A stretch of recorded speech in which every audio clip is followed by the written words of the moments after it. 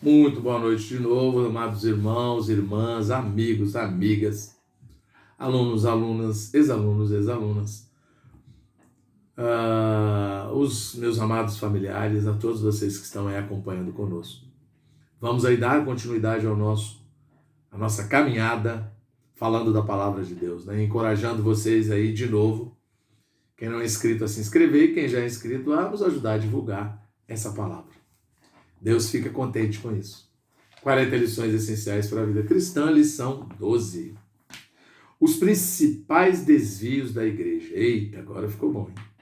Embora diante de Deus a igreja seja gloriosa e seja dessa maneira apresentada na Bíblia, na prática e na experiência dos santos há muitas falhas, desvios e degradações, que a Bíblia também registra. Contudo, como a Bíblia é equilibrada, ela apresenta ainda o retorno à condição normal da igreja.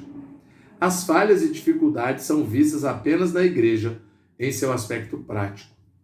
Entretanto, todas elas procedem de uma única fonte, Satanás, que instiga os santos a causar todos os tipos de problemas que levam a igreja a contaminar-se e poluir-se com certos costumes, práticas, culturas e até hábitos regionais.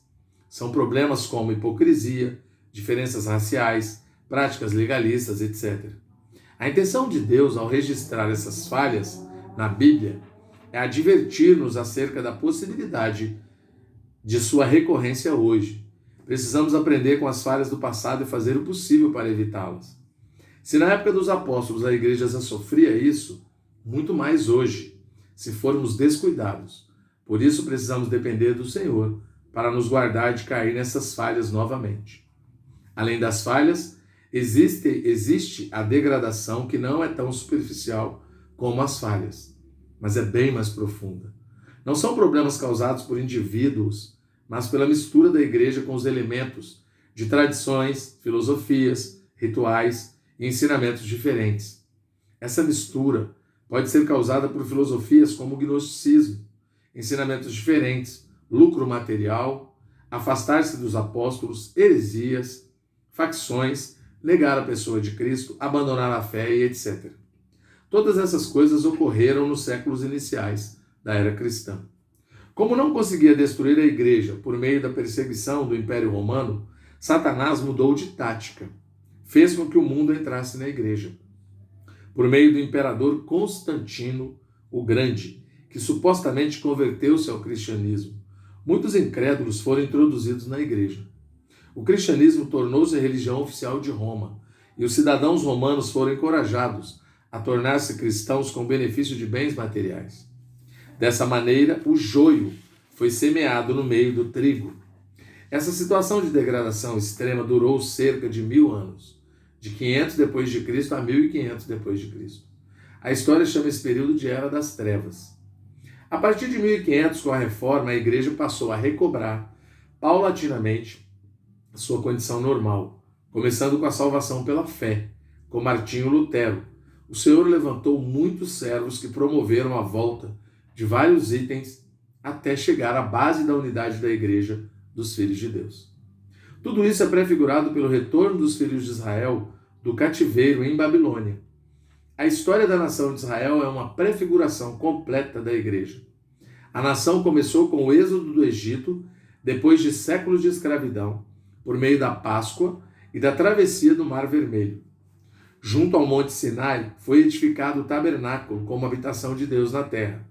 Por fim, o povo cruzou o Jordão e entrou em Canaã, conquistando-a e edificando ali o templo, como a morada permanente do Senhor. Esse foi o ápice da história de Israel, mas isso não durou muito tempo. Por causa principalmente do fracasso de Salomão, o templo e a cidade de Jerusalém foram destruídos, e os israelitas foram levados cativos para a Babilônia. O exército inimigo também levou os utensílios do templo e os colocou nos templos dos ídolos da Babilônia, e o povo de Deus permaneceu ali por 70 anos. A volta à normalidade, portanto, é mostrada na parte final da história de Israel, ao retornar de Babilônia para Jerusalém, a base da unidade e o lugar determinado por Deus para o povo adorá-lo. Com a volta dos cativos, os muros da cidade foram reparados e o templo foi reedificado, retomando-se assim a adoração a Deus no lugar em que ele determinou.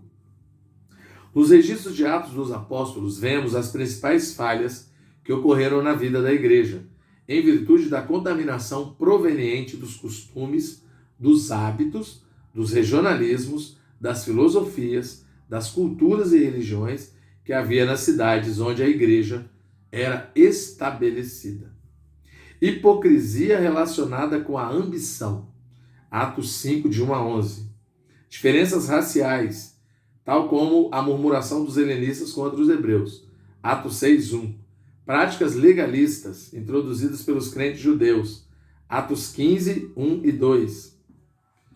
A busca pelo conhecimento, principais problemas tratados nas epístolas de Paulo. A busca pelo conhecimento dos gentios e dos sinais pelos judeus, afastando os crentes da cruz de Cristo. 1 Coríntios 1, 22. Falta de crescimento espiritual. 1 Coríntios 14, 19 a 21. Ensinamentos diferentes, por exemplo, o gnosticismo. 1 Timóteo 1, 3 a 7. Facções e divisões provocadas pela falta de percepção da economia de Deus. Romanos 14, de 1 a 8, que nós já lemos. A falta de visão sobre o ministério que Deus determinou para a igreja. Atos 15, de 22 a 29. Principais problemas tratados na epístola de João também. As heresias a respeito de Cristo. 1 João 2, 18 a 26.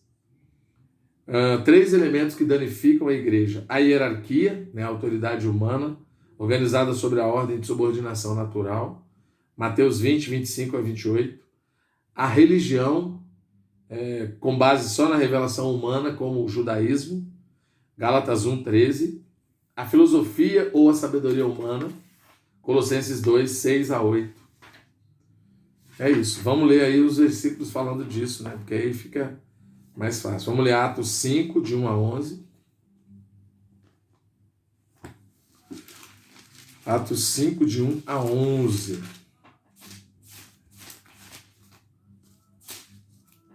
Chegando lá. Atos 5, de 1 a 11, vamos lá. Cheguei. Entretanto, certo homem chamado Ananias, com sua mulher Safira, vendeu uma propriedade, mas em acordo com sua mulher reteve parte do preço, levando o restante depositou aos pés dos apóstolos. Então disse Pedro: Ananias, por que encheu Satanás o teu coração para que mentisses ao Espírito Santo, reservando parte do valor do campo? Conservando, porventura, não seria teu? E vendido não estaria em teu poder? Como, pois, assentaste no coração este desígnio? Não mentistes aos homens, mas a Deus. Ouvindo estas palavras, Ananias caiu e expirou, sobrevindo grande temor sobre todos os ouvintes. Atos 6, 1. Ora, naqueles dias, multiplicando-se o número dos discípulos, houve murmuração dos helenistas contra os hebreus, porque as viúvas deles estavam sendo esquecidas na distribuição diária. Questão racial aí, Práticas legalistas. Atos 15, 1 e 2. Alguns indivíduos que desceram da Judéia ensinavam aos irmãos: se não vos circuncidardes segundo o costume de Moisés, não podeis ser salvos. Tendo havido da parte de Paulo e Barnabé contenda e não pequena discussão com eles, resolveram que esses dois e alguns outros dentre eles subissem a Jerusalém aos apóstolos e aos presbíteros com respeito a essa questão. Quer dizer, não bastava a fé em Jesus, tinha que circuncidar-se. A busca pelo conhecimento dos gentios e pelos sinais dos judeus. 1 Coríntios 1, 22.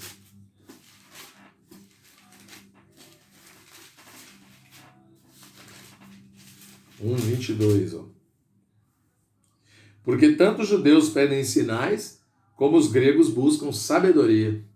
Cada um pedindo uma coisa diferente. Falta de crescimento espiritual. 1 Coríntios 14, 19 a 21.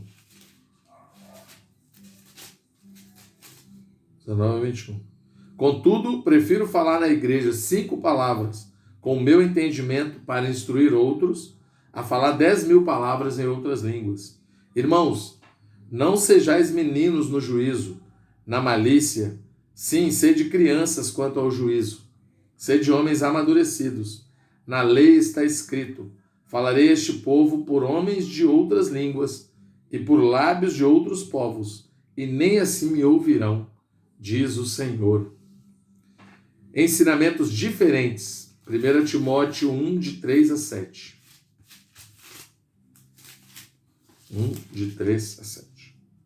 Quando eu estava de viagem rumo da Macedônia, te roguei permanecesses ainda em Éfeso para admoestares a certas pessoas, a fim de que não ensinem outra doutrina, nem se ocupem com fábulas e genealogias sem fim, que antes promovem discussões do que o serviço de Deus na fé. Ora, o intuito da presente admoestação visa ao amor que procede de coração puro e de consciência boa e de fé sem hipocrisia. As facções e divisões, eu já li lá, do Romanos 14, de 1 a 8, quem come não despreze o que não come, tá certo? E a falta de visão. Mas vamos ler agora os problemas falados em João, heresia, 1 João 2, 18 a 26, e depois a gente lê sobre hierarquia, tá bom? Pode ser. Ou sobre a filosofia, as filosofias. 1 João 2, 18 a 26, sobre heresia. É legal a gente ler isso aqui, 1 João 2, de 18 a 26, vamos lá. 2, 18 a 26, cheguei. Filhinhos, já é a última hora, e como ouvistes que vem o anticristo, também agora muitos anticristos têm surgido, pelo que conhecemos que é a última hora. Eles saíram de nosso meio, entretanto não eram dos nossos, porque se tivessem sido dos nossos, teriam permanecido conosco. Todavia, eles se foram, para que ficasse manifesto que nenhum deles é dos nossos. E vós possuís unção, que vem do Santo, e todos tendes conhecimento. Não vos escrevi, porque não saibais a verdade, antes porque a sabeis, e porque mentira alguma jamais procede da verdade. Quem é o mentiroso, senão aquele que nega que Jesus é o Cristo? Este é o anticristo, o que nega o Pai e o Filho.